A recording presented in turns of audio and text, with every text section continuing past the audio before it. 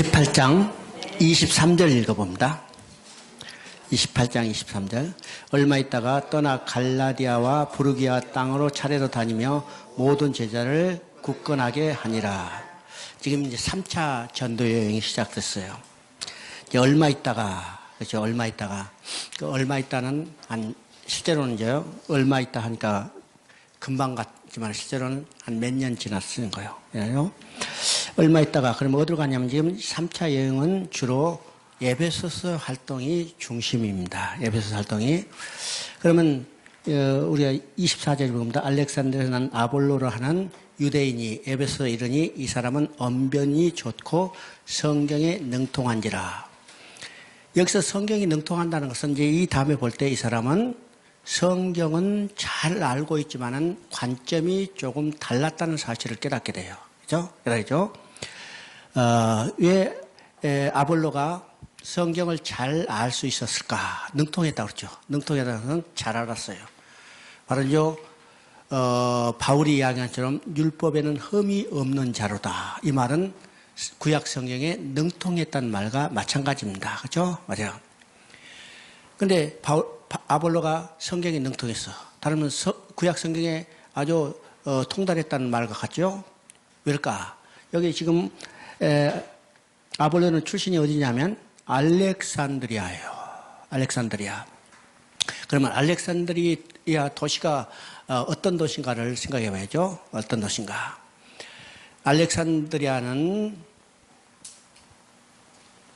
알렉산더가, 그죠? 알렉산더가 이제 지중해 전 지역을 정복했어요. 그런데 일찍 죽었죠? 일찍 죽었어요. 그래서 알렉산더가 점령했던 지역을 알렉산더의 네 부하 장군이 나눠서 통치했습니다. 그런데 이 애굽 지역은 프톨레미라는 왕조의 그 가문이 다스렸어요. 그때 이 사람 중에 한 사람이 알렉산더의 에집트 북부지방에 알렉산드리아라는 도시를 건설했어요. 왜요? 자기 상관이 알렉산드리아였잖아요. 그러니까 그 사람의 이름을 높이기 위해서 알렉산드리아라는 도시를 건설하고, 또 알렉산더가 무슨 일을 했어요?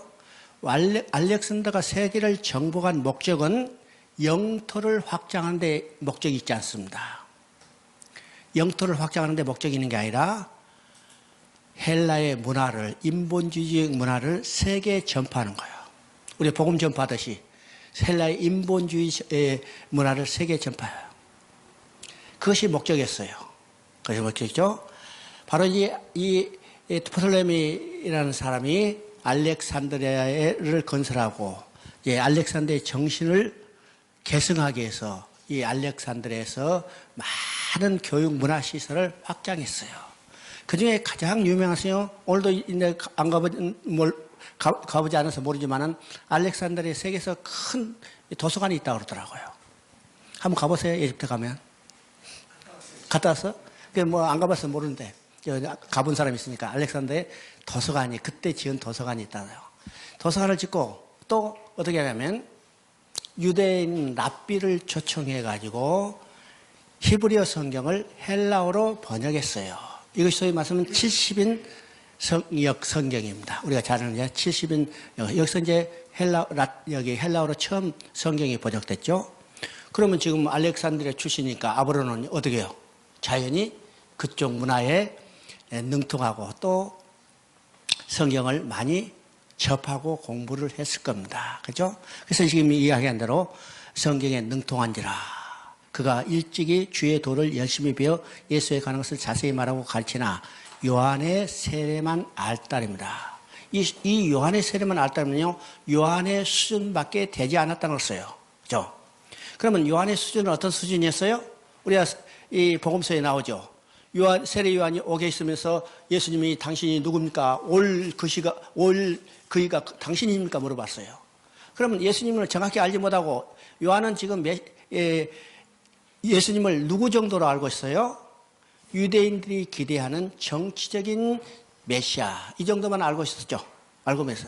그러니까 지금 요한의 세례만 알따름이라 하면 아볼로도 성경을 알고 있는데 그 수준에 머물러 있었다는 사실이죠. 머물러 있었죠.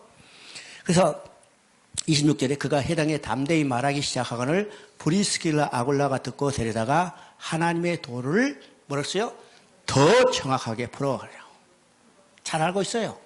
잘 알고 있지만은 이 관점이 잘못된 것을 확실하게 그들이 깨닫게 해줬다는 것입니다. 깨닫게 해줬어요. 오늘 성경 많이 알고 있지만 관점이 중요한 거죠. 지금 왜 유대인들이 아직도 오신 메시아 예수 그리스도를 거부하고 있는가? 성경에 대한 관점이 잘못됐기 때문이요. 바울이 그것에 열심히 했지만은 다메섹에서 예수님을 만난 순간 이 순간에 바울은 완전히 관점이 바뀌어버렸죠. 유대인은 아직도 오실 메시아를 기다리고 있는데 바울은 이제는 아니다. 메시아는 오셨다는 거예요. 구약은 성취됐다는 거예요. 그렇기 때문에 그 부활을 도를 증거하는데 지금 자기 생명도 아끼지 않는다. 이게 관점이 차이죠. 관점이 차이입니다. 그러면 지금 브리스길라 아굴라는 어떤 사람이요? 로마 교회에서 신앙생활을 열심히 하다가 지금 여기 왔어요. 그러면 여기서 아볼로도 참 훌륭한 사람이고 아굴라 브리스길라도 대단한 사람이에요. 그죠? 대단한 사람. 어떻게 야 설교하는 사람 내려와서 성경 공부하라. 그러니까 아볼로도 예, 네 공부하겠습니다 했어요. 또 아굴라도 담대히 그 사람 불러다가 성경 공부시켰어요. 둘 다 이래요. 가르치고 배우는 것은 겸손해야 해요. 겸손해야죠. 아볼로도 겸손한 사람 중인 것을 우리가 보고해야 되는 거예요. 겸손했기 때문에 감히 아굴라로부터 성경을 봤어요. 그러면 아굴라 브리스길라는 어떻게 해서 지금 성경에 능통한 아볼로를 불러다 성경을 더 정확히 알게 했었을까? 어떻게 그렇게 할 수 있었어요? 아굴라 브리스길라는 본래 어디서 왔어요? 로마에서 왔잖아요. 로마에서 아무리 신앙생활 열심해도 로마 교회는 자생교회니까 성경을 제대로 공부시킨 사람이 없었다고 그랬죠. 그래서 바울이 로마서를 써서 복음의 문제를 확실하게 그렇게 가르쳤어요. 그러니까 로마서가 도착하기 전에 아굴라 브리스길라는 로마에서 고린도로 왔죠. 그런데 그들이 어떻게 아볼로를 부르다가 성경을 더 정확히 가르칠 수 있을까?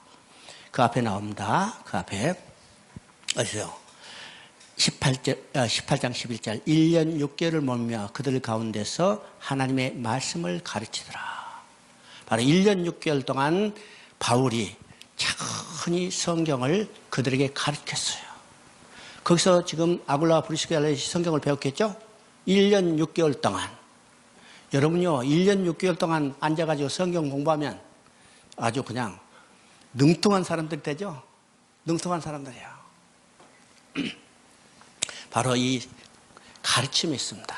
계속 강조하지만 가르침이 있어요. 아굴라 브리스길라도 1년 6개월 여기 바울로부터 이 고린도에서 그러니까 성경이 능통하다는 아볼로를 불러다가 감히 성경을 더 정확히 알게 해주는 겁니다. 알겠죠? 자, 그 27절, 28절에 보면 아볼로가 아가야로 건너가고자 하므로 형제들이 그를 격려하여 제자들에게 편지를 써 영접을 하였더니 그가 감의 은혜로 말미암아 믿는 자들에게 많은 유익을 주니 이는 성경으로서 예수는 그리스도라고 증언하여 공중 앞에서 힘있게 유대인의 말을 이기매더라. 그러면 여기서 이제 관계를 조금 봐야 합니다. 아볼로가 어떤 사람인가? 아볼로는요, 바울이 이제 고린도에서 교회를 세우고 떠나올 때 아볼로를 이 고린도 교회에 지도자로 세웠어요. 근데 거기에 말썽이 있었죠. 고린도 교회에 여러 가지 문제가 있었죠. 거기에 분파가 생겼어요. 아볼로파, 그 다음에 바울파, 게바파, 그리스도파. 여러분요, 아볼로는 어떤 사람이요? 언변이 좋고 성경이 능통하니라. 말을 잘해요. 그냥 사람들을 홀려. 그러니까 말 잘하고 성경 구절 잘 이해하니까 이야, 이 사람 대단한 사람이다. 우리 아볼로가 최고다. 그죠? 그게 나타났어요.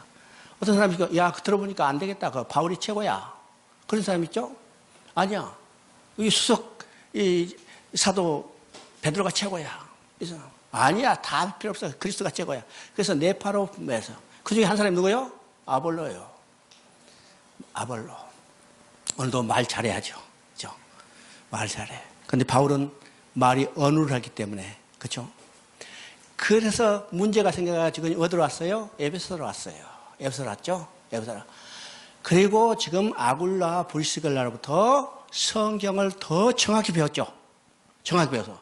그리고 어디로 갔냐? 아가이로 갔으면 아가이로 갔더니 다시 고린도 지역으로 갔다는 겁니다.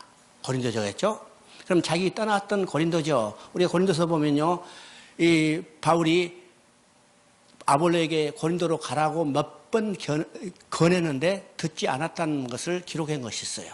근데 결국은요, 바울이 건의하니까 에베소 지역으로 왔던 아볼로가 어디로 갔어요?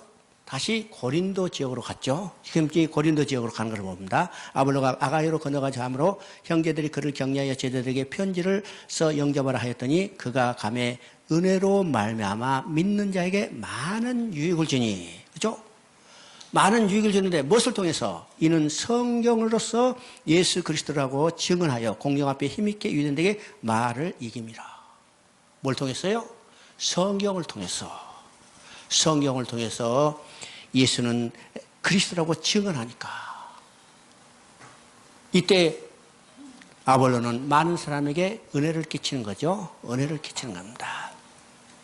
여러 번 이야기지만요, 우리가 어떤 행사, 이벤트로 가슴을 뜨겁게 하는 것은 이건 순간적이에요. 순간적이에요. 그는 반드시 유효기간이 있어요. 그죠? 유효기간이 있어요. 그러면 더 센 것을 써야죠. 이것이 오늘날의 악순환의 반복이죠. 그러나 성경은 양약이에요. 지속적이고 유효기간이 있어요, 없어요? 유효기간이 없어요. 왜요? 예수님은 완전하고 영원한 효과를 이루셨기 때문이요. 그렇죠? 완전하고 영원한 효과를 이루셨기 때문에. 그래서 우리가 완전하고 영원한 효과를 이루기 위해서는요, 성경 말씀대로 가르쳐야 해요. 다시 합니다. 그렇죠? 이게 간단한 거지만 아주 중요한 내용입니다. 우리가 이 사도행전을 볼 때요, 왔다 갔다 하는 이야기만 봐가지고는 헷갈려요. 그죠? 맨 버스 타고 왔다 갔다 해봐야 피곤하기만 하죠. 그 중심이 뭔가 합니다. 가르침이 있다는 사실이에요. 뭘 통해서? 성경을 통해서. 지금 계속해서 내가 똑같은 이야기 하죠. 오늘 끝날 때까지 한 5번은 더 들을 거예요. 그죠? 중심이 어디 있느냐? 가르침이 있어요. 뭘? 성경을 가르침이 있습니다. 오늘 우리 복음을 전한 것은 성경을 보고서 가르치고, 그걸 통해서 예수를 믿게 되고 하나님의 나라가 확장되는 역사가 사도행전의 역사라는 사실을 우리가 깨닫게 되죠. 이제 19장은 이제 에베소에서 사역의 중심입니다. 에베소죠. 아볼로가 고린도에 있을 때 바울이 이 지방으로 다녀서 에베소에 와서 이런 제자를 만나. 이게 아볼로를 이제 성경을 제대로 가르치고 다시 이제 보냈어요. 이제 고린도 지역으로 보냈죠. 그리고 이제 바울 일행은 에베소로 온 겁니다. 에베소 와서 어떤 제자를 만나니. 여기서 이제 어떤 제자를 만나냐면 아까 얘기한 것처럼 요한의 세례만 아는 제자들입니다. 그죠? 그들이 듣고 주 예수의 이름을 받으니 바울이 그들에게 안수하며 성령이 그들에게 임하심으로 방언도 하고 예언도 하니. 그죠? 이것에 대한 이제 논란들이 많아요. 그죠? 안수가 뭔가, 또 안수할 때 성령이 임했다는 것이 뭔가, 또 방언가도 하고 예언도 했다는 것이 어떤 의미일까? 그죠? 네. 지금 이 사람들은 누구요? 요한의 세례만 아는 사람들이죠. 그죠? 요한의 세례만 알아가지고는 구원받지 못해요. 이해가 되죠? 요한의 세례만 알아가지고는 구원받지 못해요. 요한의 세례는 회개를 위한 세례고, 그 다음에 뭐가 성령의 세례가 있어야 해요. 성령의 세례. 그러면 지금 안수함에 성령이 그들에 임했다는 것은 그들도 하나님이 자기 편으로 받아주셨다는 거예요. 그렇죠? 성령은 둘이 하나게 되는 역사가 있습니다. 둘이 하나가 되는 역사. 그래서 안수를 하며 성령이 임했다는 것은 그들도 그리스도 안에 소위 말해서 구원된 백성으로 이끌었다는 것을 보여주는 겁니다. 이것이 안수함의 성령이라고. 그리고 그들이 그것을 통해서 뭐가 나타난가? 방언도 예언도 했다는 것은 그들이 구원받았다는 표를 보여주는 겁니다. 표를 보여주는 거야.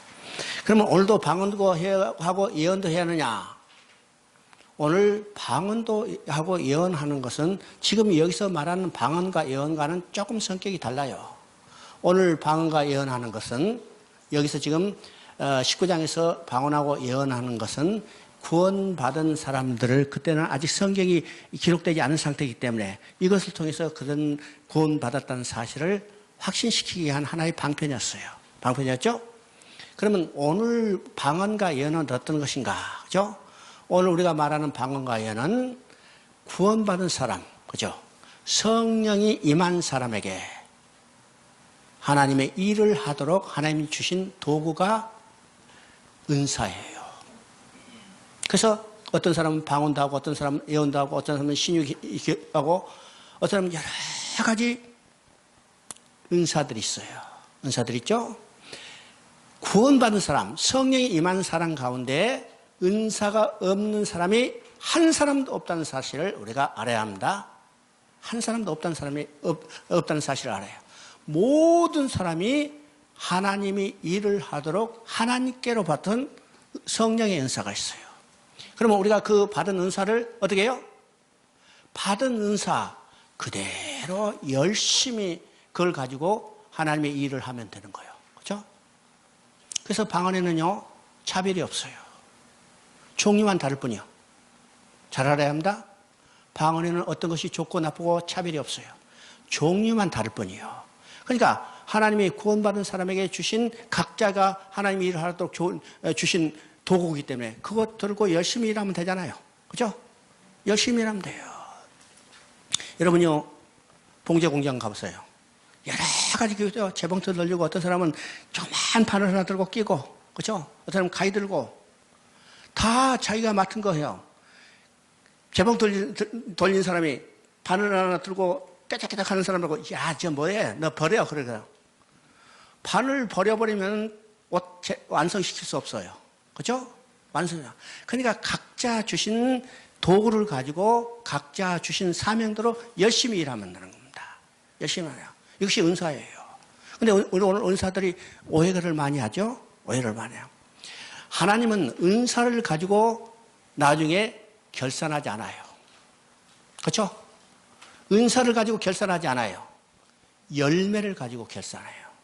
열매를 가지고. 우리는 은사가 중요한 게 아니라 열매가 중요해요. 어떤 좋은 열매를 맺는가. 그래서 우리는 좋은 열매 맺기를 위해서 노래해야죠. 어떤 은사 받기 위해서 애쓰는 게 아니라 좋은 열매 맺기를 힘써야 합니다. 힘써야죠. 8절에 보면 바울이 해단에 들어가 석 달 동안 담대히 하나님 나라에 관하여 강론하며, 여기서 또 하나님 나라가 나오죠. 하나님 나라에서 강론하며 석 달 동안 해단하다가 나중에 되면 두란노 선을 만들어서 이태 동안 가르쳤어요. 오늘 이제 두란노 책방 나오는 것도 봐도 여기서부터 나옵니다. 두란노. 그래서 두란노에서 가르친 것은 어떤 것인가? 바로 하나님 나라에 대해서 가르쳤습니다. 가르치죠. 여기서 이제 어떤 역사가 벌어지냐면 20절에 보니까 이와 같이 주의 말씀이 힘이 있어 흥황하게 세력을 얻으니라. 언제요? 하나님 말씀을 자세히 풀어 가르칠 때. 가르치죠? 그래서 교회가 흥황하고 힘있게 되는 것은 무엇이요? 하나님 말씀을 하나님 말씀대로 제대로 가르쳤을 때 교회가 힘있고 흥황하게 되는 거예요. 알겠죠? 이제 21절을 보면 이제 또 어떤 세력이 보는가, 이런 사회적 세력과 지금 소요가 일어나는 일이 벌어졌어요. 거기에 은장색이 바울이 복음을 전하자 어떻게 해요? 이제는 우상을 버리고 우리는 하나님의 따라, 예수님을 믿고 하나님 따라하겠다 하니까 어떻게 해요? 그 우상을 만들어서 돋벌이 하던 은장색이 큰일 났어. 생업이 없어지게 생겼죠. 그러니까 바울 일행을 적대하는, 이게 사회적 소요가 일어나는 것을 보게 됩니다. 이 사회적 소요가 지금 쭉 나오는데 40절에 봅니다. 40절. 오늘 아무 까닭도 없는 이 일에 우리가 소요 사건으로 책망받는 위험이 있고 우리는 이 불법 집회에 관하여 보고할 자료가 없다 하고, 그죠? 불법 집회. 그러면 여기서 불법 집회는 어떤가? 바울이 사람들을 모아놓고 강론한 것을 불법 집회라고 이 사람들은 생각하는데 지금 여기서 불법주의 의미는요 거꾸로 생각했어요. 하나님 나라 일에 대적하는 세력이 오히려 불법 집회죠. 그죠? 이해가 돼요? 세상의 법에 대적한 게 아니라 하나님 나라의 법을 전하는 것에 대적하는 세력이 불법 집회. 불법 집회요. 그래서 이 서기장의 중재로 결국은 바울은 어떻게 돼요? 풀려나게 됩니다. 20절에 보니까 소요가 그침에 바울은 제자들을 불러 건한 후에 작별하고 떠나 마게도냐로 가니 이제 귀환한 길에 돌아섰습니다. 그래서 이제 3절에 보면 거기서 석 달 동안 있다가 배 타고 수리아로 가고자 할 때 유대인들이 자기를 해하려고 공모함으로 마게도냐를 거쳐 가기로 하니 여기서 이제 석 달 동안 고린도에 잠깐 머물렀어요. 이 고린도에 잠깐 머무를 때 우리가 중요한 책을 기록한 것을 보게 됩니다. 여기서 로마서를 기록하게 돼요. 그렇죠? 로마서를 기록해서 지금 바울은요 로마로 가고 싶죠. 바울은 로마로 가고 싶은데 로마로 갈 수 없어요. 지금 왜 그러냐면 마게도냐 교회가 가난한 예루살렘 교회를 위해서 연보를 했어요. 그렇죠? 구제 헌금을 했어요. 그걸 갖다 줘야 하니까 지금 바로 로마로 가고 싶지 않은 갈 수 없죠. 갈 수 없죠. 그래서 로마로 갈 수 없게 되자 로마서를 여기서 기록해가지고 로마 교회에 보내는 겁니다. 그렇죠? 왜요? 예루살렘에 갔다 오면 언제 갈지 알 수가 없잖아요. 그죠? 일정 정할 수가 없어. 어떤 일이 벌어질지도 모르고 그러니까 내가 갈 수 없지만은 로마 교회를 그대로 방치할 수 없다. 이 교회를 복음 안에서 완전히 바로 성장시켰다는 이 간절한 마음에 로마서를 기록해서 로마의 교회에 보내는 것입니다. 그래서 이 석 달 동안 고린도에 있죠.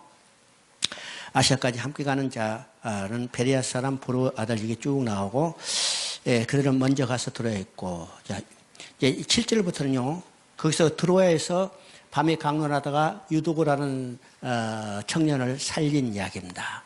13절부터 16절까지는 드로아에서 밀레도까지 지금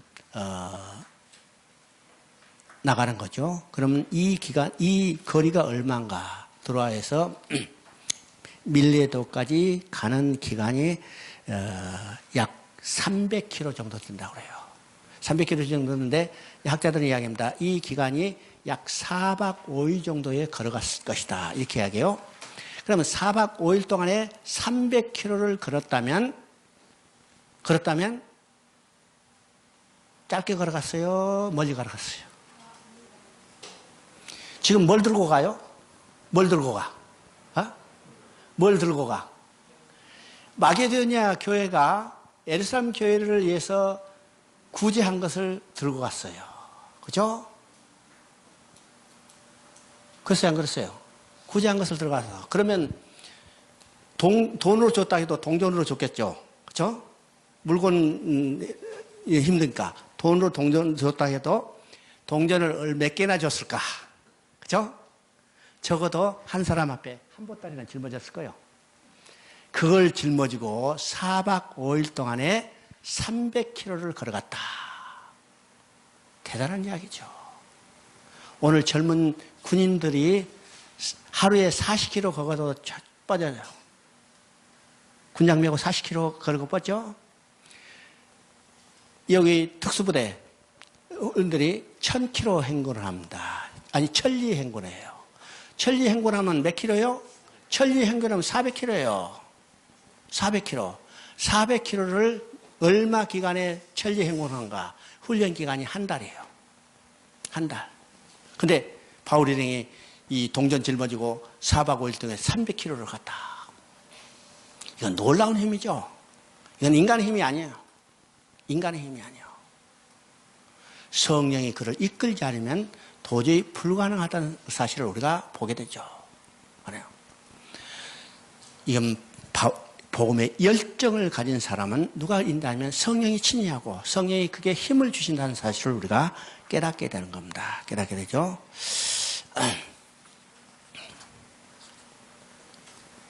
24절 한번 봅니다. 24절.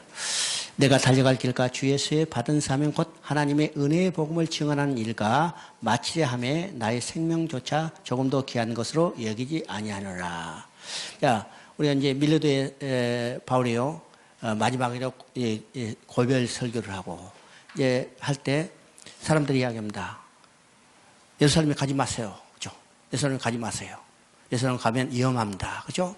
그때 바울이 하는 말이요. 내가 달려갈 길과 주 예수의 받은 사명을 곧 하나님의 은혜의 복음과 증언하는 일을 마치려 함에 나의 생명조차도 조금도 귀한 것으로 여기지 아니하는가. 아닌다고 그러죠? 성경의 역사는요. 곧 사도행전의 역사는 모든 사건을 빠짐없이 단순하게 기록된 사건이 아니죠. 큰 주제와 분명한 기록 목적을 가지고 이를 증언하는데 그 핵심이 있습니다. 그렇다면 사도행전을 기록하여 우리에게 주신 목적이 어디에 있을까? 사도행전을 기록해서 오늘 주력의 목적은 우리에게 전해주는 목적이 분명히 나라고 이제 24절에서 나와 있는데 나의 달려갈까 주 예수에 받은 사명을 마치려 하매, 그죠? 나의 달려갈 길과 주 예수께서 받은 사명을 마치려 하매. 사도행전은 우리가 다른 말에서 성령행전이라고 합니다. 사도가 어떤 일을 하는 것의 중심이 아니라 성령이 친히 어떻게 주도적으로 그 일을 이루어 가시는가를 보여주는 것이요. 그래서 사도행전을 다른 말로 성령행전이라고 그래요. 그래서 여기 사도행전은 사도행전이지만은 사도들의 자세한 기록이 나와 있지 않았어요. 처음에 얘기했지만 누구요? 사도는 몇 사람만 나와요? 사도 이름은 몇 사람만 나와요? 베드로, 요한, 그 다음에 순교한 야고보예요. 그죠? 그리고 바울 이름이요. 바울이죠? 그러니까 12사도에 대한 자세한 기록이 없어요. 성령이 이 사람들을 이용해서 어떻게 복음을 증가하는가를 우리에게 증가하고 있죠. 그래서 그 종들에게 달려갈 것이 있으며 주에서 받은 사명이 있기 때문에 성령이 이 종들을 들어서 역사하시는 것을 우리에게 보여주고 있습니다. 인간이 행한 일이 아니라 성령이 그 종들을 들어서 어떻게 그들에게 맡긴 사명을 제대로 감당하고 있는가를 우리에게 그걸 기록으로 보여주고 있다는 사실입니다. 바울이 달려갈 길과 사명 그리고 그것을 어떻게 수행했으며 어떻게 마쳤는가 이것을 보여주고 너희에게 본을 끼쳐 그 자취를 따라오게 하려 하는 것이 사도행전을 기록한 목적이에요. 그죠? 목적이요. 이것이 사도행전이 우리에게 기록해서 우리에게 주신 메시지라고 할 수 있습니다. 메시지죠.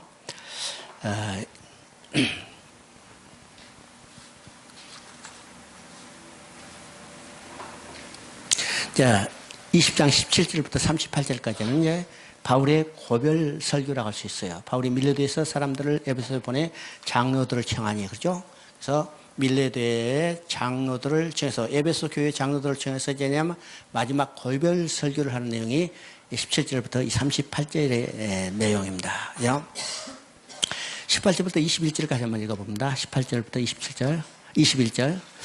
오매 그들에게 말하되 아시아에 들어온 첫날부터 지금까지 내가 항상 여러분 가운데서 어떻게 행하였는지를 여러분도 아는 바니 곧 모든 겸손과 눈물이며 유대인의 관계로 말미암아 당한 시험을 참고 주를 섬긴 것과 유익한 것은 무엇이든지 공중 앞에서나 갓집에서나 거리낌 없이 여러분에게 전하여 가르치고 유대인과 헬라인들이 하나님께 대한 회개와 우리 주 예수 그리스도에 대한 믿음을 증언하는 것이다. 보라, 이제 나는 성령에 매여 예루살렘으로 가는데 거기서 무슨 일을 당할지 알지 못하노라.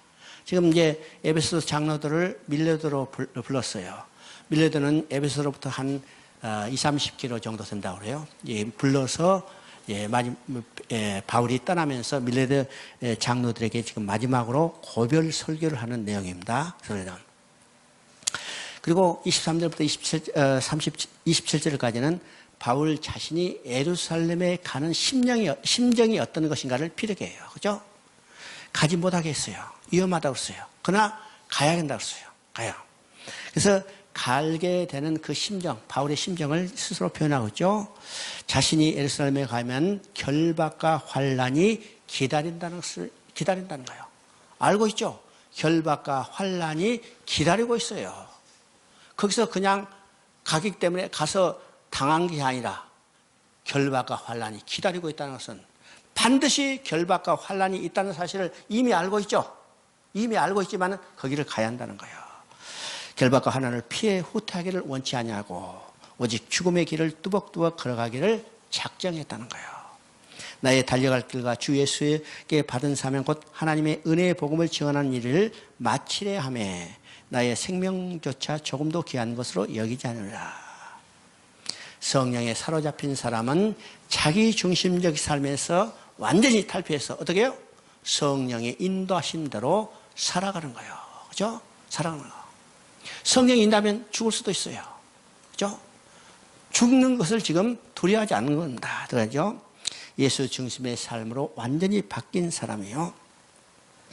28절부터 35절까지는 에베소서 장로들에게 주는 구체적인 목회 방침과 교회관과 목양의 태도와 또는 예상되는 영적 싸움에 대한 지침을 말하고 있습니다. 31절부터 35절 위에 보면요, 기억하라는 말이 여러 번 나오고 있어요.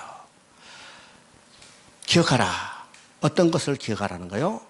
바울 사도의 목회를 기억하고 그것을 계승하고 모방해 주기를 원하는 거죠. 그래서 기억하라, 기억하라. 우리가 어떤 교회가 참 좋은 교회가 생각해 보죠. 어떤 교회가 좋은 교회일까? 영적 지도자가 깨어있는 교회. 그죠? 그 다음에 눈물의 훈계가 역사하는 교회. 말씀이 살아 역사하는 교회. 그 다음에 청령 결백한 지도자 본을 보이는 그 사람이 본을 보는 교회. 그죠? 구제의 즐거움을 아는 교회. 이런 교회는 어떤 대적도 이겨낼 수 없어요. 이겨낼 수 없죠. 저는 이제 35살에 80년대에 이제 처음 교회를 나갔어요. 우리 교회. 그 교회는 이제 수원에 있는 합동신학교를 세웠던 박윤선 목사님, 바로 그 이제 가족 동역자며 제자인 사람이 분이 이제 목회를 했어요. 내가 처음 교회 나갈 때 그분 목사 연세가 63이더라고요. 60세. 지금 이제 돌아가셨지만은 그분이 어디서 신학교 나옵니까? 중국 봉천신학교 나왔어요. 심양이야. 예, 심양에 있는 봉천신학교. 거기서 그때 봉천에 있는 시청에 시직원으로 있으면서 야간에 신학교 다니고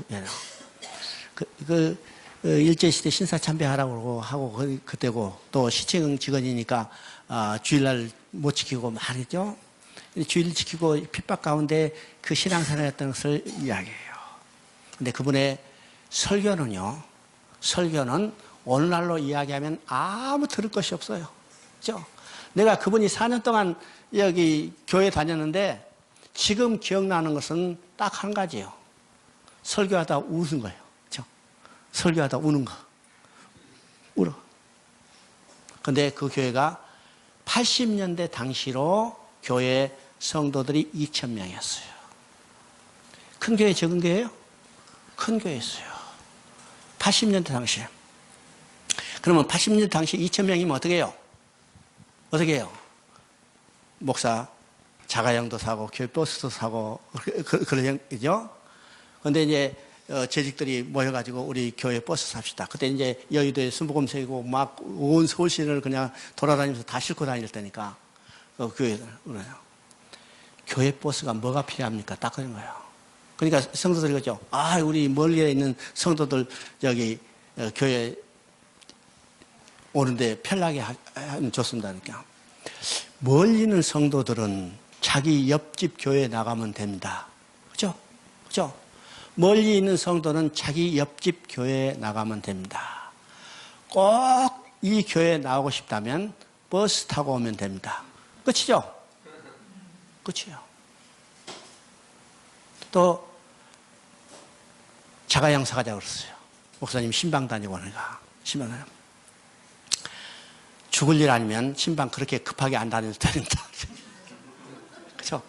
죽을 일 아니면 신방 그렇게 급하게 안 다녀도 됩니다. 죽을 사람 있으면 신방 가면 택시 타고 가면 됩니다. 끝이잖아요.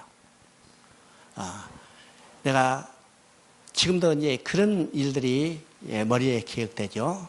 그 사람 살면 정말로 그분 목회가 정말 사도행전적 이 모습이었구나 이게 생각이 들더라고요. 지금도 저는 감사하거는 나는 처음 교회 여러분 처음 교회에 나오는 것이 자기 신앙에 큰 영향을 미치죠. 큰 영향을 미칩니다. 그래서 나도 처음 교회 거기서 4년 동안 신앙생활하는 것을 감사하게 생각해요. 그러니까 내가 다른 교회 옮겨도 맨 그런 교회만 다니는 거예요. 그죠? 오늘 교회가 어떤 교회가 영적으로 깨어있는 지도자, 눈물의 훈계가 있는가, 말씀이 살아 역사하시는 교회. 이 교회가 오늘 교회가 참된 교회인 것을 우리가 깨달아야 합니다. 바울이 이 밀레도에서 에베소 교회 장로들로 말고 마지막 고별사를 하죠. 우리 한 여기까지 여러분 교재에 있는데 한번 거기에 살펴봅시다. 바울의 고별사에서 바른 선교사에게 특징은 어떤 것인가? 육체의 시련을 견뎌내고 인내로서 게으름을 이겨내고 겸손으로서 교만을 극복하고 시련에 처했을 때 실망하지 않고 어려움에 처했을 때도 두려워하지 않은 거죠. 바울이 선교의 특징입니다.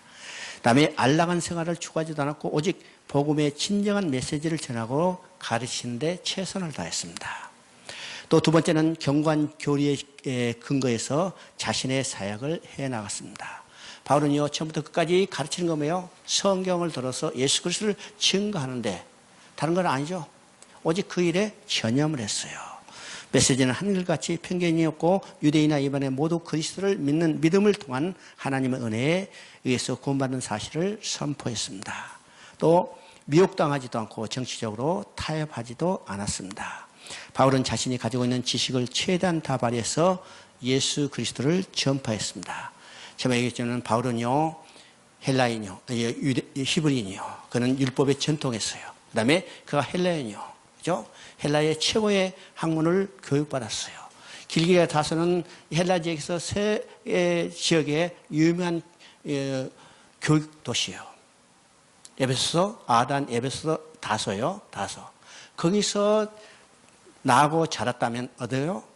헬라 문화에 정통했어요. 정통했죠? 바로 하나님은 이 바울을 들어서서 자기가 배우고 습득한 이 모든 지식을 어떻게 해요? 복음을 증거하는데 전환하자. 오직 구약의 율법을 신약에 성취됐다는 것을 확실하게 증거하는 사역자로 만들어 주셨죠. 그래서 오늘 신약 성경 27권을 누가 썼어요? 신약 성경 27권 중에 13권을 바울이 썼어요. 그죠? 바울이 썼어. 옛날에 히브리서까지 합쳐서 14권을 썼다고 하는데 히브리서는 이제 바울 저작이 아니라고 이제 이야기하니까 27권 중에 13권. 바울이 바로 하나님이 이미 그를 준비된 하나님의 종으로 준비시켰다가 때다니까 그를 써서 큰 일을 이루도록 한 거죠. 그래서 에베소서 3장 8절 9절에 이 두 가지 사명을 바울은 그대로 이야기합니다. 그렇죠? 그리스도의 풍성함을 이방인에게 전파하고 이건 다메섹 도상에서 바울이 받았던 사명이죠. 바울이 다메섹에서 받은 이방인을 위하여 나를 택한 나의 것이다. 그가 유대인과 왕들과 백성들에게 복음을 전하리라. 그렇게 이야기했어요. 이것이 에베소 3장 8절에 그리스도의 풍성함을 이방인에 전한 이 사명을 바울은 생명을 아껴야되고 순교까지 하면서 이 사명을 감당했죠. 두 번째 사명은 어떤 것이요? 영원부터 만물을 창조한 하나님 속에 감춰졌던 비밀의 경륜이 어떠함을 알게 하랍니다. 바로 하나님 속에 영원부터 하나님 만물을 창조한 하나님 속에 감춰진 비밀의 경륜이 어떠한 것을 알게 합니다. 바로 이것이 구원계획이라고 했죠. 그러면 구원계획의 내용을 바울이 가장 조직적으로 논리적으로 정리한 것이 뭐냐? 바로 서신서예요. 그죠? 이 서신서를 써서 오늘 우리에게 깨어지죠. 이건 영원한 책이죠. 영원한 책입니다. 바로 바울은 자기가 가지고 있는 지식을 최대한 활용해서 하나님 주신 사명을 감당했다는 것을 우리가 보게 됩니다. 오늘도 우리가 가지고 있는 하나님 주신 은사, 또 하나님 주신 능력, 하나님 주신 지혜를 가지고 우리 이것이 다 지날 때까지 이 사명을 감당해야죠. 이 생각을 합니다. 또 두 번째는요, 바울은 불확실한 미래를 수용했어요. 바울은 당시 매우 위험한 처지에 놓여 있었죠. 그러나 모든 불확실한 미래를 두려움 없이 받아들였습니다. 오직 미래를 모르면서 하나님의 손이 이끌려 앞으로 나아갔습니다. 성경에 이런 사람이 또 하나 있었죠. 성경이 불확실한 미래인데 하나님의 손에 이끌려 간 사람이 있어요. 그게 누구요? 아브라함이요. 그죠? 하나님이 아브라함이 뭐라 했어요? 내가 보여줄 땅으로 가라 했어요. 안산으로 가라, 광주로 가라 말하지 않았죠. 북쪽으로 가라, 남쪽으로 가라 말하지 않았어요. 내가 보여줄 땅으로. 얼마나 불확실해요? 이게 불확실합니다. 보여줄 땅으로. 근데 아브라함은 이 불확실한 미래를 그대로 수용했어요.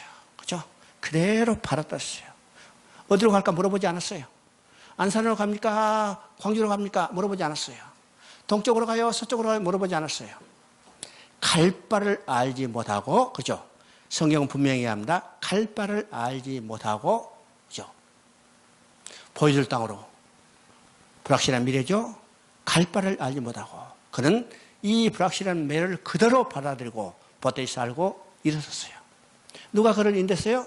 하나님의 칠이 그를 인도했어요. 이 바울의 모습과 같죠?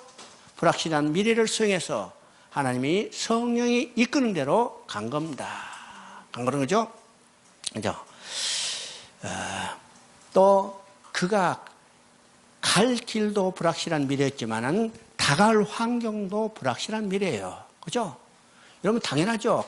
어디로 갈지 모르면 그가 어떤 형편인지 우리 알지 못하니까 다가올 환경도 불확실한 거예요. 그죠? 그러나 그 불확실한 환경도 두려워하지 않고 성령께서 인도하는 대로 따라갔다는 사실을 우리가 보게 됩니다. 바울은 자신을 주장하지 않았고 자신을 바라보지도 않았습니다. 오직 하나님의 약속을 믿고 하나님을 바라보았습니다.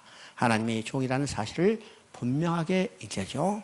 그래서 우리가 이제 뒤에 보면요, 바울은 항상 이야기하는 소망이라는 말을 자주 쓰고 있어요. 소망은 어떤 것이요? 소망은 하나님의 주신 약속을 바라보는 것이요. 이게 소망입니다. 그죠? 막연한 것이 아니라 우리의 소망은 하나님의 약속을 바라보는 것이 소망이에요. 이것을 다른 말하면 믿음입니다. 그죠? 믿음. 바울은 하나님이 주신 약속, 이것을 소망으로 바라보고 항상 그것을 따라갔다는 사실이에요. 그것을 따라갔어. 그 다음에 성장하는 교회가 당하는 어려움이 어떤 것인가. 바울은 교회가 당면하게 될 위험에 대해서 경고했습니다. 그죠? 첫 번째는 뭐냐면, 첫 번째 교회가 주의해야 할 것은 부주의한 것이랍니다. 그러면 이 부주의라는 말은 어떤 것인가? 우리가 잘 돼가면 항상 잘 돼갈 것으로만 기대하고 믿고 있어요. 그죠? 교회가 성장하면, 우리 교회 계속 부흥한다, 잘 돼간다. 이건 기대하죠. 그렇게 기대하죠. 그러면 닥쳐올 위험에 대해서는 전혀 감각이 두려워져요. 그죠? 그러면 우리가 일이 잘 되고 성장해야 할 때 조심해야 할 것은 어떻게 해요? 닥쳐올 대적이 어떤 것이고 위험이 어떤 것인가를 주의 깊게 살펴봐야 해요. 살펴봐야죠? 우리는 그렇지 못하기 때문에 성장하다가 어떻게 해요? 여러 가지 문제가 생겨서 오히려 되죠. 제일 그중에 위험한 것은 뭔가? 목사의 설교를 위험해요. 목사의 설교 조심해야 해요. 그렇죠? 목사의 설교 성장해 가면 바로 그게 영합해가지고 성도들이 길을 즐겁게 하는 설교로 변질돼 버립니다. 참 위험하죠. 언제 변질되는지 알 수 없어. 그러나 조금씩 변질돼서 완전히 이제는 복음이 아니라 어떤 걸 성도들의 길을 즐겁게 하는 말로 변질돼 버려요. 그러니까 우리는 언제나 예민해야죠. 주의해야 합니다. 주의해요. 바울도 이것을 경고했어요.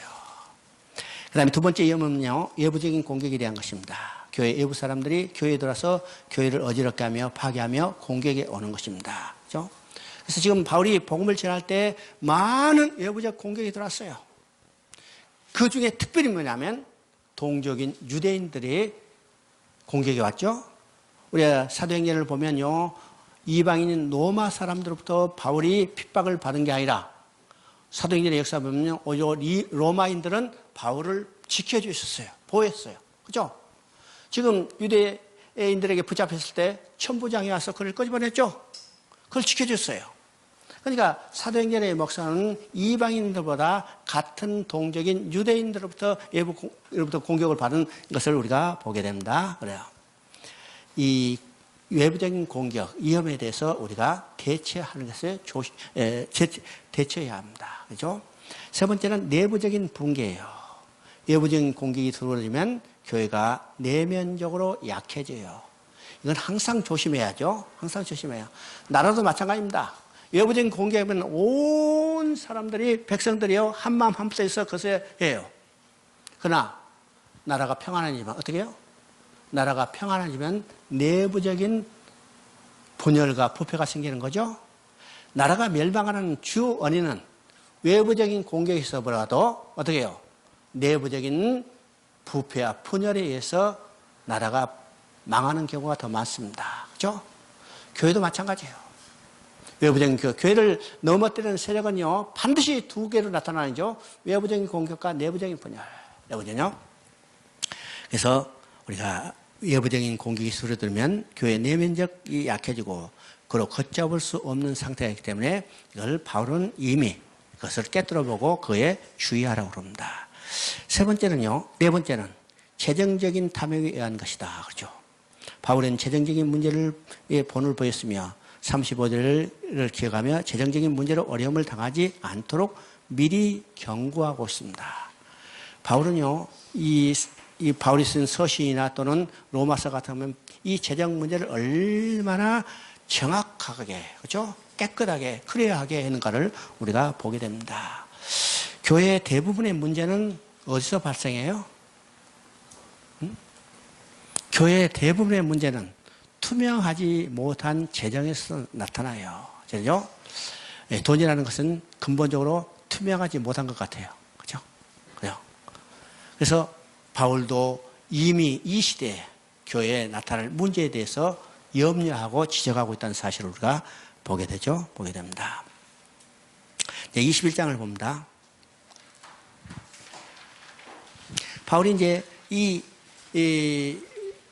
밀레도에서 에베소 장로들에게 마지막 설교를 하고 그들과 헤어지게 되는 겁니다. 헤어지죠. 37절을 보면요. 36절을 보면 20장 36절부터 38절을 보면 이 말을 한 후 무릎을 꿇고 그 모든 사람들과 함께 기도하니 다 크게 울며 바울의 목을 안고 입을 맞추고 다시 그 얼굴을 보지 못하리라 한 말로 말미암아 더욱 근심하고 배까지 그를 전송하니라. 마지막 이제 에베소 장로들에게 마지막 이제 당부와 고별 설교를 하고 헤어져요. 헤어질 때 모습이죠. 헤어질 때 모습. 이 말을 한 후 다 무릎을 꿇고 그 모든 사람들과 함께 기도하니 그리고 다 크게 울며 바울의 목을 안고 입을 맞추고 다시 그 얼굴을 보지 못하리라. 바울은 에베소서 실제로 3년 동안 사역한 것과 마찬가지죠. 3년 동안 그들을 차분히 가르쳤어요. 가르치고 이제는 헤어지고 나오려 할 때 그들의 마지막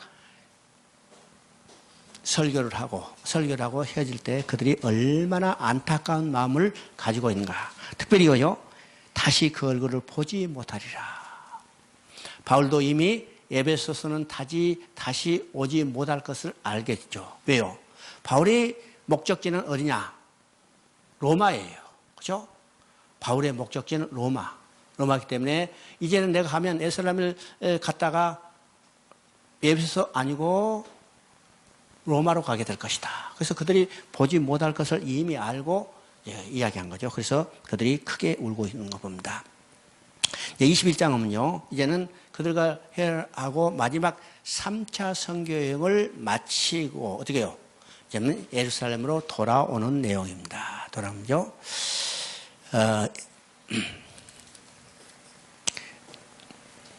21장 14절 읽어봅니다. 21장 14절. 그가 건음을 받지 아니하므로 우리가 주의 뜻대로 이루어지자 하고, 지금 예루살렘에 돌아오는 길에 어디에 들렸냐면 두로에 들렸어요. 두로죠? 두로에 들렸는데 거기에서 누구를 만나면 빌립이죠. 빌립을 만났는데 빌립의 딸이 있는데 그 딸이 어떻게 해요? 여기서 바울의 띠를 빼가지고 예루살렘에 가면 이렇게 결박받을 것이다. 이렇게 이야기를 해요. 그죠? 올라가지 말라고 그럽니다. 그때 바울이 말합니다. 바울이 대답하여 여러분이 어찌하여 울어 내 마음을 상하게 하느냐. 나는 주 예수를 이름을 위하여 결박당할 뿐만 아니라 예루살렘에서 죽을 것도 각오하였나이다. 그가 고난을 받지 아니하므로 우리가 주의 뜻대로 이루어지다 하고, 결박받고 죽는 것도 누구의 뜻이요? 주의 뜻대로 이루어지라. 모든 것을 다 주께 맡겨버리는 거죠. 주께 맡겨. 23장 11절을 보면요. 23장 11절은 그 밤에 주께서 바울 곁에 서서 이르시되 담대라. 내가 예루살렘에서 나의 일을 증언한 것 같이 로마에서 증언하리라 하리라. 그죠? 바울은 예루살렘에 가가지고 그들 앞에 증언할 뿐만 아니라 그 일을 통해서 어떻게 해요? 로마에 가게 할 이 주님의 뜻이 있다는 것을 우리가 예측할 수 있어요. 그렇죠? 바울은 이제 로마에 가기를 간절히 원했죠. 그러면 로마서 1장에 보면 바울이 로마에 가기를 간절히 원했는데 하나님의 뜻 안에서 어떻든지 좋은 길 얻기를 원하노라 그랬어요. 그죠? 좋은 길, 하나님의 뜻 안에서 좋은 길 얻기를 원하노라. 그러면 우리는 좋은 길 얻는 것은 어떻게 생각하겠어요? 주야, 고속도로를 타고 관광차 타고 갔어요. 그죠? 리무진 타고 쫙 빠지게 갔어요. 우리 생각은 그렇게 가는 것이 좋은 길로, 그죠? 좋은 길로 했는데 하나님은 어떤 것이요? 예루살렘에서 가가지고 체포돼서, 그죠? 예수의 몸으로 배를 타고, 그것도 배가 파손돼서 다 죽게 되자 파도에 밀려서 멜리데에 걸려서 그것을 통해서 로마에 가는 거예요. 그죠? 이미 하나님의 뜻은 정했죠? 그래서 바울을 반드시 예루살렘에 가게 하는 거예요. 왜요? 하나님의 뜻대로 거기에 부집해서 예수의 몸으로 가게 하죠. 거기서 누구에게 증거해요? 9장에서 이미 바울을 부르실 때, 사울아 하라 부르실 때 그에게 사명을 주신 것 똑같죠? 뭐라고 했어요? 유대인과 왕들 앞에서, 그죠? 왕들 앞에서 증언하리라. 바로 예루살렘에 가서 그 말한 대로 아그리파 왕에서 증언하는 거예요. 그러니까 하나님은 정확한 계획을 세우시고 이 일을 그대로 진행해 가는 것을 우리가 보게 되는 겁니다. 보게 되죠? 그래서 이제 바울이 예루살렘에 올라가요. 예루살렘에 올라가죠? 바울도 그 사실을 이미 성령의 감동으로 알고 있는 거예요. 그렇죠? 그래서 몇 번 죽을 것에 대해서 이미 각오하고 있는 것을 보게 됩니다. 그렇죠? 20장 24절에 지금 그 일을 이야기하고 지금 여기서 뭐라고 써요? 예루살렘에 가서 죽은 것도 각오하였노라. 그렇죠? 그리고 이제 21장 17절은 예루살렘에 이르니 드디어 바울이 일행이 3차 전도의 여행을 마치고 예루살렘에 왔어요. 왜 예루살렘에 와야 해요? 왜 예루살렘에 와야 해요? 마게도니아 교회가 가나안 예루살렘 교회를 위해서 연보를 했죠. 그걸 짊어지고 지금 배 타고 온 거예요. 뭐죠? 그래서 예루살렘 교회에다가 갖다 줘야 해요. 하나님의 계획 속에 있는 거죠. 이제는요, 지난번에는 안디옥 교회가 예루살렘 교회를 위해서 헌금했어요. 그렇죠? 안디옥 교회가 예루살렘 교회를 위해서였어요. 그러면 안디옥 교회는 어느 지역에 있어요? 팔레스타인 지역에 있는 거예요. 아직도 그 범위를 벗어나지 않았죠? 그런데 이제는 어떻게 해요? 마게도니아에 있는 것, 유럽에 있는 교회가 예루살렘에 있는 교회를 해서 연보를 했어요. 이는 교회가 세 개의 교회가 하나라는 거예요. 요새 말하면 국제적인 연대가 이루어지는 거죠. 오늘 지역교회가 아니라는 사실이죠. 이건 세 개 교회가 하나라는 사실이에요. 알아요. 자, 그래서 예루살렘 교회가 연보하는 것을 들고 예루살렘 교회에 왔습니다. 예루살렘 교회에 오자 야고보가 그를 영접했어요. 영접했는데 또 하나 중요한 일이죠. 바울에게 뭐라고 그래요? 지금 많은 유대 그리스도인들이 네가 전하는 것이 율법을 이제 지키지 않아도 된다. 이렇게 했다 하니까 지금 난리다. 네가 율법을 지킨다는 것을 저 사람들에게 보여주라. 그렇죠? 보여주라. 그래서 결례를 행하셨어요. 그런데 바울은요, 그 말에 순종했어요. 왜요? 율법을 지키고 결례를 하는 것은 구원과는 관계없어요. 구원은 뭐요? 오직 예수 그리스도를 믿음으로 구원받는 거죠. 할례를 해서 구원받는 거, 할례를 하고 안 하고 상관이 없어요. 피를 먹고 안 마시고 상관이 없어요. 결례를 해도 상관이 없어요. 그건 구원과는 다른 거예요. 이건 문화적인 차이이죠. 그래서 그들과 관계를 유지하기 위해서 어떻게?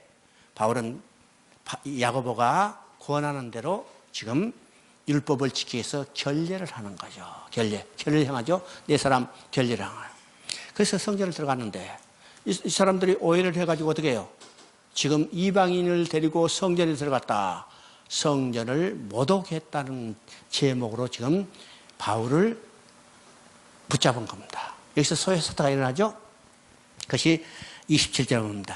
그 일회가 그침에 아시아로부터 온 유대인들이 성전에서 바울을 보고 모든 무리를 충동하여 그를 붙들고 외치되 이스라엘 사람들아 도우라. 이 사람들은 각처에서 우리 백성과 율법과 이곳을 비방하여 모든 사람을 가르치는 자인데 헬라인을 데리고 성전에 들어가서 이 거룩한 곳을 더럽혔나니. 그렇죠? 성전을 더럽혔다고 성전을 모독했다고. 그렇죠? 지금 바울을 붙잡아서 지금 소동이 일어났어요. 소동이 일어났죠. 그래서 30절에 보니까 온 성이 소동하여 백성이 달려와 모여 바울을 잡아 성전 밖으로 끌고 나가니 문들이 닫히니라. 그를 죽이려 할 때 온 예루살렘이 요란하는 소문이 군대 천부장에 들어가매. 그래서 이제 천부장이 지금 소요사태가 났다니까 쫓아왔어요. 그래서 바울 일행이 지금 이 유대인들에게 붙잡혀서 죽게 됐으니까 그를 끄집어내는 겁니다. 그죠? 그러면 바울은 아까도 얘기했지, 자기 동족에게 핍박을 받고 저항을 받은 거죠. 오히려 로마 사람은 바울을 지켜준 것을 우리가 보게 돼요. 보게 되죠? 자, 32절에 보니까 그가 급히 군인들과 백부장을 거느리고 내려가서 그들이 천부장과 군인들을 보고 바울 치기를 그치니라. 그래서 이게 군중에 쌓여있는 바울을 끄집어내서 데리고 왔습니다. 37절에 보니까 바울을 데리고 영내로 들어갈 때 그때 바울이 천부장에게 이르되 내가 당신에게 말할 수 있느냐? 이르되 내가 헬라말 하느냐? 자, 이것은 이제 허락받고 첫 번째 군중에게 바울이 지금 사항을 증언하는 것이 어떤 것인가? 21장 1절부터 21절까지 나오는 내용입니다. 이것이 이제 바울이 붙잡혀서 군중에게 변론하는 겁니다. 그렇죠? 22장은 바로 이제 이 변론의 내용이에요. 변론 내용이니까 여러분 이제 거기 읽어보시면 크게 어려운 것이 없습니다. 어려움이 없죠? 22장 22절부터 29절까지는 이제는 백성들이 아니라 회중이 아니라 바울이 그 자기를 붙잡았던 천부장에게 자기가 알고 있는 내용들을 변론하는 내용이 두 번째 내용입니다. 그 다음에 이제 23장은요, 세 번째 변론이에요. 이 세 번째 변론은 이게 군중이 아니라 공회 앞에서 변론하는 내용입니다. 공회 붙잡혀졌죠? 공회 앞에서. 이 공회는 어떤 것이요? 이 공회는 예수님을 재판했던 것이고 스데반을 재판했던 것이고 이제는 그 공회가 누구를 재판해요? 바울을 재판해요. 바울을 재판해요. 그런데 이 공회에서 재판하는 내용은 그 제목은 세 사람이 동일하다는 사실을 우리가 알아야 합니다. 예수님도 성전과 하나님을 못 어겼다는 제목이죠. 제목이에요. 또 스데반도 거룩한 것과 율법을 어겼다. 이 제목이에요.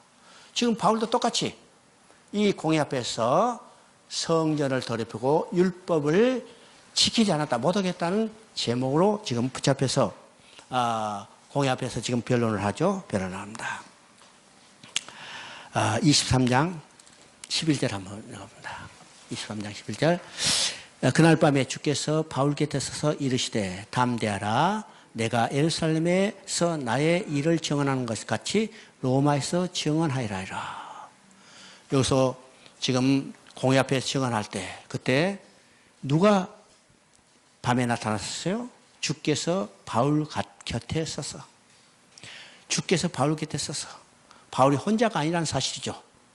바울이 혼자가 아니고 누가 곁에 있어요? 주께서 곁에 있어요. 주께서 곁에. 우리는 이 사실을 알아야 합니다.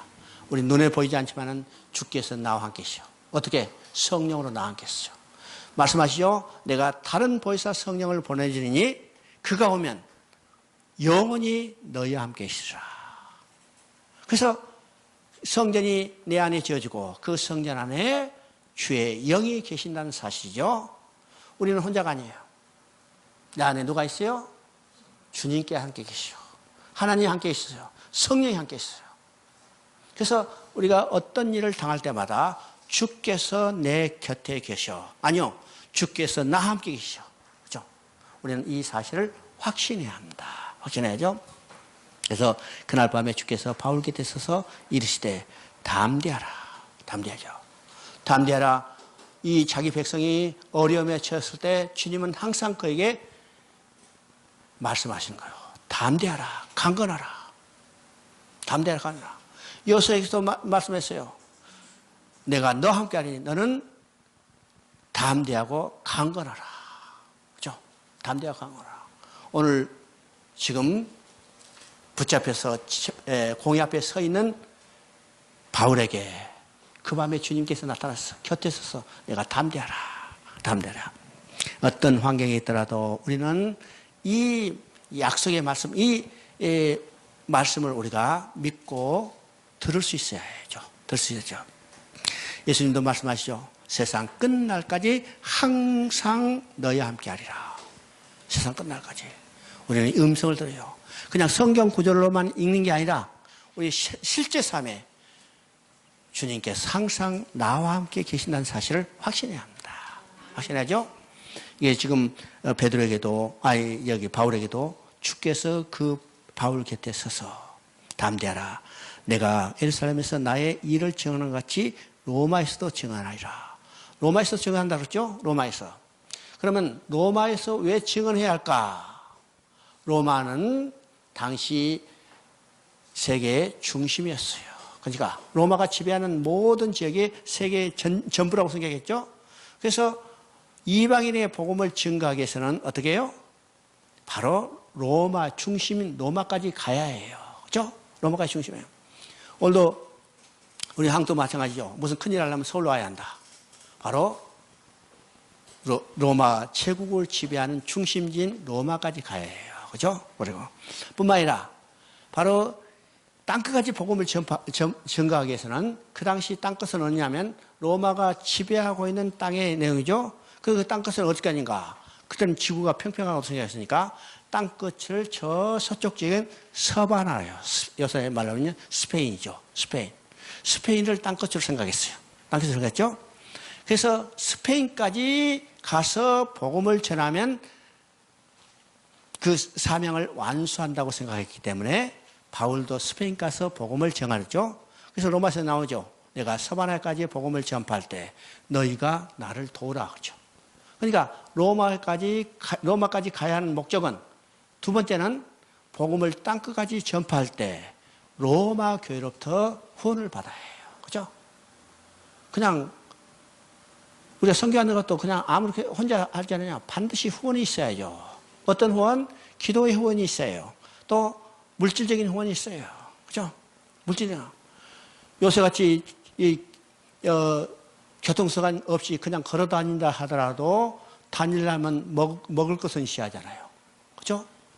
먹을 것은 있어야 하고 입을 것은 있어야 하잖아요. 잘 거처는 있어야죠. 그럼 뭐가 필요해요? 경제적인 물질적인 후원이 필요해요. 그래서 바울도 지금 당시지만은 경제적인 후원, 기도의 후원이 필요해요. 그렇죠? 지금까지는 어디서 후원을 받았어요? 수리아 안디옥 교회로부터 후원을 받았어요. 그렇죠? 수리아 안디옥 교회로부터 후원을 받아서 선교를 했는데 지금 서바나까지 가려면 수리아 안디옥 교회에서 후원을 받으려면 얼마나 멀어요? 그 중심지가 어디냐면 로마예요. 그렇죠? 로마로부터 저 땅까지 복음을 증거할 때 로마 교회로부터 후원을 받는다는 것을 미리서 그렇죠? 후원받기 위해서 반드시 로마로 가야 하나요? 그래서 예수님도 말씀이죠. 네가 반드시 로마로 가라. 왜요? 이방인의 사도로 했기 때문에 그 중심지인 로마까지 반드시 가야 한다는 거예요. 반드시. 이게 하나님의 계획입니다. 하나님의 계획이죠. 인간의 계획이 아니라 하나님의 계획이에요. 하나님께서 바울에게 이 비전을 주셨어요. 바울 자신의 비전이 아니라 하나님이 바울에게 주신 비전. 왜 잘 알아야 합니다. 바울 자신의 비전이 아니라 하나님이 바울에게 주신 비전. 그러면 이 비전은 누가 성취해요? 바울이 성취하는 게 아니라 하나님이 바울에게 주신 비전을 하나님 자신이 성취하는 거예요. 자신이 성취하는 거예요. 그래서 이 비전은 반드시 성취되는 겁니다. 왜요? 하나님이 주신 비전을 하나님이 성취하기 때문에. 그러면 우리가 어떤 비전을 가져야 해요? 오늘 교회도 말이죠. 비전을 이야기하고 꿈도 이야기하고 매를 이야기하지만은 이 꿈과 비전이 잘못 방향이 정해졌죠? 많은 비전을 이야기하는데 인간 자신의 비전, 인간의 꿈이요. 이건 성취될 수도 있고 성취 안 될 수 있어요. 그러나 하나님이 주신 비전은 하나님이 성취하기 때문에 이건 반드시 성취해요. 누가 어디서 볼 수 있어요? 창세기 37장에 요셉에게 누가 꿈을 줬어요? 요셉에게 하나님이 꿈을 주셨어요. 그 꿈은 어떤 것이요? 하나님이 계획과 목적을 요셉을 통해서 성취할 꿈을 요셉에게 주고 그 꿈은 누가 성취했어요? 하나님이 성취했잖아요. 하나님이 성취했기 때문에 요셉이 국무총리가 되게 하고 식량을 얻으러 왔던 자기 형제들이 요셉 앞에 무릎을 꿇게 하는 거죠. 우리는 누가 주신 꿈을 가져야 할 건가? 하나님이 주신 꿈을 가져야 해요. 하나님이 주신 꿈은 하나님이 반드시 성취하기 때문이죠. 바울이 로마에 가리라 하는 것도 누가 주신 꿈이요? 하나님 주신 꿈이고 이 꿈은 성취됐어요. 이게 사도행전의 역사예요. 그래서 사도행전 마지막은 하나님이 바울에게 주신 꿈대로 비전대로 바울이 로마에 가서 복음을 증거한 것으로 끝나고 있죠. 오늘 우리에게 주신 비전은 어떤 것이요? 땅끝까지 이르러 내 증인이 되라. 땅끝까지 이르러 복음을 증거하라는 거예요. 오늘 우리에게 주신 비전이요. 그 비전은 누가 성취해요? 하나님이 성취하는 겁니다. 하나님이 성취해요. 우리는 이 사실을 우리가 깨닫게 됩니다. 이제 12절부터 23장 12절부터 쭉 들어보면 어떻게요? 지금 또 바울을 죽이라고 음모를 꾸리고 있는 거죠? 음모를 꾸리고. 왜 바울을 죽이라고 음모를 꾸릴까? 바울을 죽이라고 음모한 것은 바울이 복음을 전하지 못하도록 음모를 꾸민 겁니다. 그죠? 바울이 미워서가 아니라 바울이 죽을 죄를 지었기 때문이 아니라 바울이 전하는 복음을 전하지 못하도록. 예, 사도행전을 계속해서 봅니다. 그래서 바울을 죽이려고 지금 획정해요. 그때 어떤 일이 벌어지는가? 자, 22절 한번 봅니다. 23장 20절. 이에 천부장이 청년을 보내며 경계하되 이 일을 내게 알렸다고 아무에게도 이르지 말라 하고 백부장 둘을 불러 이르되 밤 제3시에 가이사라까지 갈 보병 200명과 기병 70명과 창병 200명을 준비하라 하고 또 바울을 태워 총독 벨리스에게로 무사히 보내기 위하여 짐승을 준비하라 명하여. 지금 바울 한 사람을 호송하기 위해서, 그렇죠? 지금 이 사람들이 죽이려 하니까 그걸 알고 바울을 안전하게 호송하기 위해서 지금 누구를 준비했어요? 백부장 둘을 부르죠. 밤새 3시에 가이사라 갈 보병 200명과, 그죠? 기병 70명과 창병 200명을 준비하라. 오늘 같은 말은요, 이게 중대해요. 그죠? 백부장, 중대장 두 사람, 이제 중대 규모가 대거 한 100여 명 돼요. 그러니까 이때 당시에요. 이미 출애굽기 18장에 모세가 이대로의 조언을 받아서 10부장, 50부장, 100부장, 1000부장 제도를 만들었어요. 그죠? 그것이 언제냐면 주전 1500년인데 이 제도가 오늘도 그대로 이루어지고 있어요. 오늘 군대 조직이 딱 100부장, 10부장, 50부장, 100부장, 1000부장 제도예요. 그죠? 10부장 뭐예요? 분대장이요. 그죠? 분대 몇 명이요? 군대가 5명. 9명에서 10명. 그죠? 소대장 40명. 중대장 150명 정도 돼. 대대장 1000명. 그렇죠? 그 제도가 그대로 지금 1500년이 지나고 2000년이 지난 이대로 떠는 거예요. 참 놀라운 일이죠. 그러죠? 백부장 둘을 더해서 200명, 보병 200명이죠. 기병 70명과 창병 200명을 준비하라. 그리고 바울을 태워서 벨릭스에 보내는 겁니다. 참 놀라운 이야기죠. 지금 누구를 호송하는데? 누구를 호송하는데요? 죄수 한 사람을 호송하는데 이 인원이 전부 몇 명인가 헤아려봤어요. 200명, 그 다음에 200명, 70명. 그죠? 얼마요? 472명이에요. 그죠? 백부장 둘이 있으니까. 죄수 한 사람을 호송하는데 어마어마한 경비병력이죠. 대통령 호송한, 경호하는 인력하고 비슷해요. 비슷해. 참 놀라운 이야기입니다. 이건 바울 죄수를 호송한 게 아니라 하나님의 복음을 호송하고 있는 겁니다. 하나님의 복음을 호송하고 있어요. 그러면 우리가 가는 곳에 누가 호송하고 있어요? 누가 호송하고 있어요? 천군 천사가 우리를 호송하고 있어요. 그죠? 우리 어디서 그것을 볼 수 있어요? 열왕기 하에 엘리야가, 그죠? 산에 눈을 들어서 보라 할 때가 그가 천군 천사가 그를 지켜주고 있는 것을 보고요. 그죠? 제수한 사람. 이 제수는 어떤 사람이요? 이 제수는 어떤 제수요? 복음을 증거하다가 지금 죽이기 위해서 대적하니까 그를 호송하게 한 겁니다. 호송해요.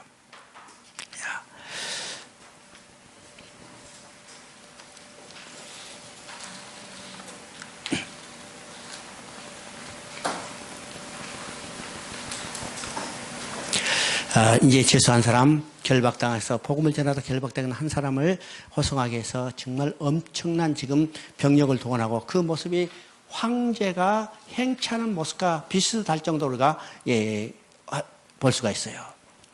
이것은 바울을 위해서가 아니라 바울의 입에 드신 말씀을 증언하기 위해서 바로 하나님께서 친히 어떤 방법으로 이걸 준비하시고 그를 이루어 가신다는 사실을 보게 되죠. 그렇죠? 바울은요, 복음을 전하면서 말할 수 없는 박해를 받았죠. 그럴 때마다 바울은 자신이 취한 바울의 상황을 보지 않고 주님만을 바라봤습니다. 신실하신 하나님께서는 바로 이 바울을 보호하시고 그를 구출해 주실 뿐 아니라 안전하게 그 복음이 증거되도록 도우셨다는 사실을 우리가 보게 됩니다. 그러니까 우리는요, 눈에 보이는 현상만 봐서는 안 돼요. 그렇죠? 눈에 보이는 현상만 봐서는. 눈에 보이는 현상은 정말 지금 죽음이 다가오고 있어요. 그러나 그 가운데 하나님은 자신을 위해서, 자신의 복음을 위해서 그를 어떻게 해요? 이 세상에서 가장 어떤 사람마다 존귀한 존재로 만들고 그를 지켜주고 있다는 사실을 우리가 확신을 해야죠. 확신을 해야 합니다. 자, 24장을 한번 봅니다. 24장은 이제 바울이 드디어 어디 가냐면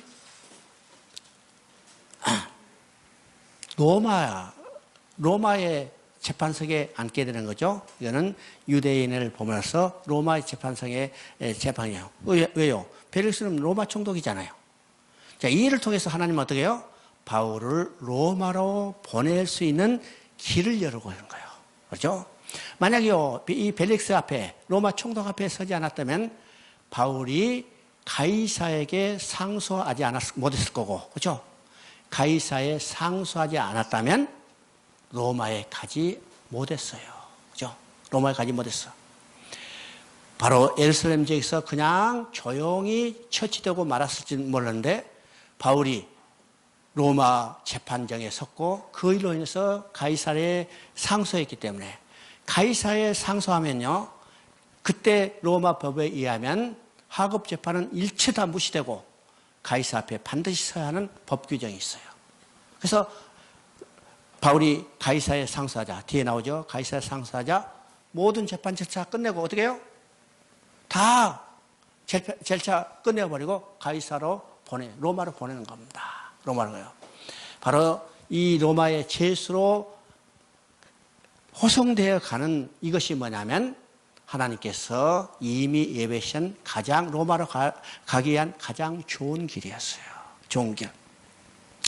우리는 참 비참해 보이고 참 어려워 보이지만은 우리는요, 그 길이 하나님이 예비하시고 하나님이 일걸어간다는 사실을 볼 때 우리는 바울처럼 담대히 그 길을 갈 수 있어야죠. 근데 실제로는 참 어렵죠. 실제로는 참 어렵죠. 그러나 왜 이런 것들이 우리가 자주 공부해야 할 건가? 그죠? 한 번만 읽어서는 그렇다고 생각하지만 계속 우리가 이것을 읽을 때 어때요? 우리 마음속에 그것이 역사하고 힘으로 드러나는 겁니다. 그러죠? 성경 공부도 한 번 해가지고는 안 돼요. 그죠? 성경 공부도 한 번 해가 아니고 몇 번 해야겠어요? 죽을 때까지 해요. 죽을 때까지.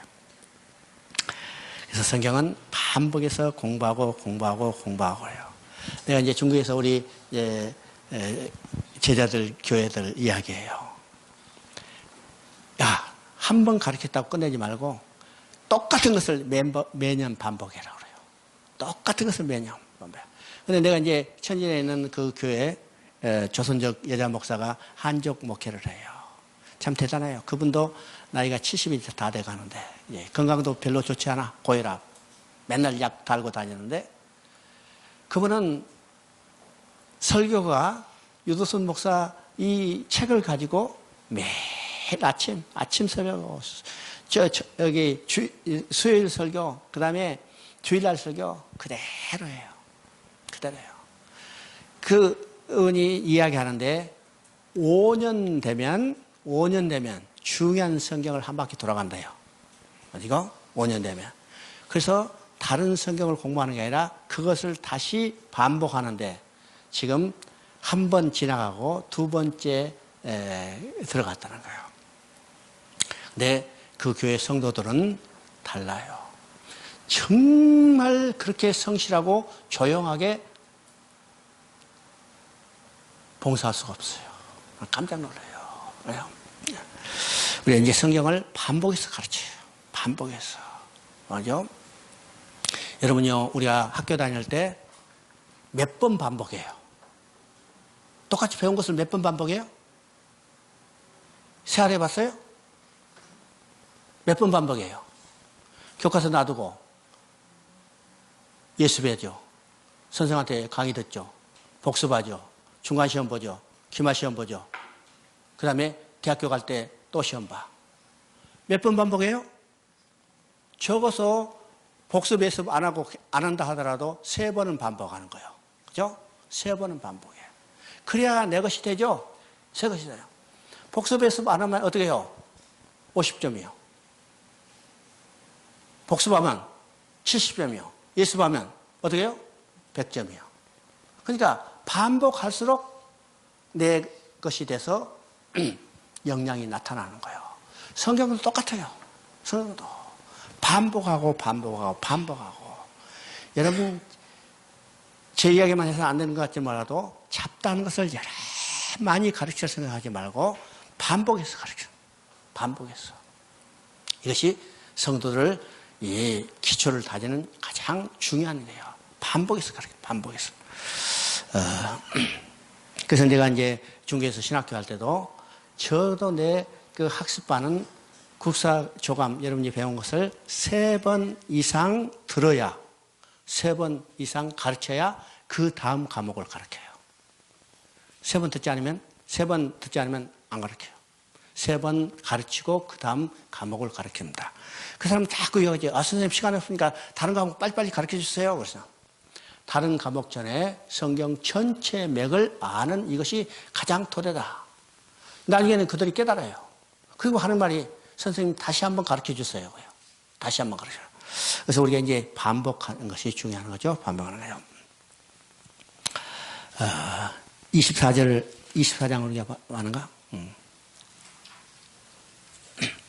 24장은 이제 베스도, 벨릭스 앞에서 이제 변론하는 내용입니다. 이 변론하는 내용은요, 예, 비슷해요. 그런데 24장 24절 봅니다. 수요일 후에 벨릭스가 그 안에 유대자 드루스를 함께 와서 바울을 불러 그리스도 예수 믿는 도를 듣거늘 바울이 그의 의와 절제와 장차 오는 심판을 강론하니 벨릭스가 두려워하여 대답하되 지금 가라. 내가 틈만 있으면 너를 부르리라. 동시에 또 바울에게 돈을 받을까 바라는 거로 더 자주 불러 같이 이야기하더라. 이태가 지난 후 보르기오 베스도가 벨릭스의 소임을 이어받으니 벨릭스가 유대인의 마음을 얻고자 하여 바울을 구리하여 두니라.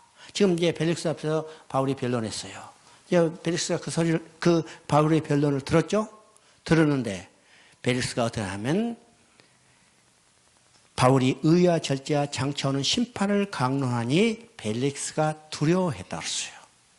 두려웠죠? 왜 두려웠을까요? 왜 두려웠어요? 심판이 두려워하는 거예요. 심판이 두려워요. 그러면 심판이 두려웠으면 어떻게 해요? 심판이 두려웠으면 예수를 영접하고 회개하고 영접하면 되는데 벨릭스는 어떻게 해요? 받아들이지 않았어요. 받아들이지 않죠? 그래서 이게 보니까 동시에 또 바울에게 돈을 받을까 바라는 거로 더 자주 불러 이야기하더라. 뇌물 받고 어떻게 하면 풀어줄 수 있을까? 여러 가지 불러서 언제 뇌물 줄 거야? 이거예요. 마음속으로 생각하죠. 근데 바울은 뇌물 줄 사람이 아니죠? 바울은 처음부터 끝까지 없어요. 아무도 없어. 베드로처럼 내게 은과 금은 없거냐? 내게 있는 것은 뭐요? 나사렛 예수 그리스도의 이름밖에 없어. 바울도 그렇죠? 바울이 예수님을 만나기 전에는 부자였다고 그랬어요. 그렇죠? 어제 이야기했지만 바울이 로마 시민권자이기 때문에 그도 부자였어. 우리 앞에서 본 것처럼 천부장도 로마 시민권을 돈 주고 샀는데, 그렇죠? 너는 언제부터 로마 시민권자? 바울은 부자였다는 사실을 우리가 볼 수 있어요. 그러면 바울이 예수를 믿고는 어떻게 해요? 그 모든 것을 배설물처럼 버렸기 때문에 돈이 있어요, 없어요? 줄 돈 없어. 그래서 부를 때마다 줄 돈은 없이 어떤 것을 전했어요? 예수 그리스도만 전했어요. 심판이 두려우면 예수를 영접했으면 그도 구원을 받았을 텐데 어떻게 해요? 불러서 돈 받을 것만 생각하고 몇 년을 지냈냐? 이태가 지난 후 보르기아 베스도가 벨릭스의 소임을 입하니 여러분 이 이태라는 것은 어떤 2년이라는 것은 어떤 세월일까? 2년이라는 것은 어떤 세월이요? 벨릭스도 예수를 믿고 돌아와서 하나님께 돌아오기를 기다리는 하나님의 궁일의 시간이에요. 궁일의 시간이죠? 근데 벨릭스는 그저 돌아오지 못하고 결국은 후임에게 인기하고 떠나버렸어요. 그럼 벨릭스는 어떻게 됐겠어요? 결국은 바울이 그들에게 증거한 것처럼 심판을 면하지 못했겠죠? 어디 있겠어요, 지금? 어디 있겠어요? 아브라함처럼, 죽은 부자처럼 지옥불에 있겠죠? 지옥불에. 아니요. 복음을 증거할 때 우리는 어떻게 해요? 겸손히 받아들이고 회개하고 예수를 영접해야 해요. 그런데 오늘 많은 사람들이 똑같죠? 벨릭스처럼 복음을 증거해도 그들은 두려워하지만 심판을 두려워하지만 돌아오지 않는다는 거예요. 돌아오지 않아. 실제로 믿지 않는 사람들이요 마음에 두려움이 있어요. 내세에 대한 두려움이 있죠? 모든 사람이 내세에 대한 두려움이 있어요. 근데 우리도 그 두려움이 있었지만 우리는 완전히 해결됐죠? 완전히 해결됐어요. 그래서 심판을 전할 때, 복음을 전할 때 두려워하는 역사가 나타납니다. 그러면 즉각 어떻게 해요? 회개하고 예수를 영접하고 하나님께 달아가면 이 모든 문제가 해결되는데 벨릭스처럼 해결되지 않아. 하나님은 그들에게도 끝까지 참고 궁유를 베푸셨어요. 그죠? 벨릭스는 결국은 2000년이 지났으니까 이제는 죽었겠죠. 어떻게 했을까? 돌아오지 못하고 지옥불에 떨어졌을 거예요. 왜요? 성경에 벨릭스가 돌아왔다는 말이 없잖아요. 자, 오전 여기까지 하십시다. 하나님 아버지 참으로 감사합니다. 이제 사도행전을 통해서 우리가 해야 할 일이 무엇이고 우리 사명이 무엇이고 또 우리가 그 일을 어떻게 감당해야 할 건가를 깨닫게 했습니다. 주님, 바울처럼 나의 달력과 받은 바 사명을 감당하는데 내 생명도 조금도 아끼지 않으라. 내가 하는 일이 아니라 내 안에 계신 성령께서 이끄십니다. 성령에 순종하며 성령의 이끄심대로 주신 사명을 잘 감당할 수 있도록 우리의 모든 것을 친히 주관하시옵고 인도하여 주시옵소서. 이 모든 말씀 우리 주 예수 그리스도 이름으로 기도드립나이다. 아멘. 수고했습니다.